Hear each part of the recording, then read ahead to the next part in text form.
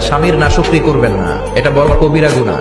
আপনি অনেক আল্লাহর ওলি হতে পারেন, নামাজি হতে পারেন, কিন্তু আপনার স্বামী যদি আপনার উপর নাখোশ থাকে, জান্নাতের দরজা আপনার জন্য খুলবে না। বিশ্বনবী ফাতেমারে বললেন, ফাতেমা, আলী কোথায়? ফাতেমা বলল, আপনার জামাই আলী আমার সাথে ঝগড়া করে বাইরে গেছে। বিশ্বনবীর চেহারাটা আগুনের গোলার মতো লাল হয়ে গেল।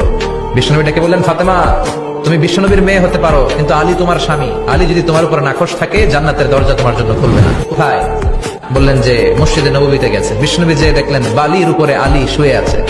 বিশ্বনবী মজা করে ডাক দিলেন, ইয়া আবা তোরাব। তোরাব অর্থ বালি, তোরাব মানে কি? বিশ্বনবী ডাক দিলেন, ইয়া আবা তোরাব, মানে হে বালির বাবা আলী, ওঠো। এখন আলী ওঠে না, রাগ করে আসছে। বিষ্ণুনবী এদিক দিয়ে তাকায়, আলী ওইদিকে তাকায়। বিষ্ণুনবী ওদিকে আসলে আলী এদিকে তাকায়। মনে মনে করে এতক্ষণ আপনার মাইয়াই গুতাইছে, এখন আপনি গুতাইতেছেন। বিষ্ণুনবী যাই বললো, আলী রাগ করো না, ওঠো, তুমি আমার চাচাতো ভাই, আমার ঘরেই তো তুমি মানুষ হয়েছো। ঘাপটি মেরে হাতটা ধরে টান দিলেন। সেদিন আলী উঠতে বাধ্য হলেন।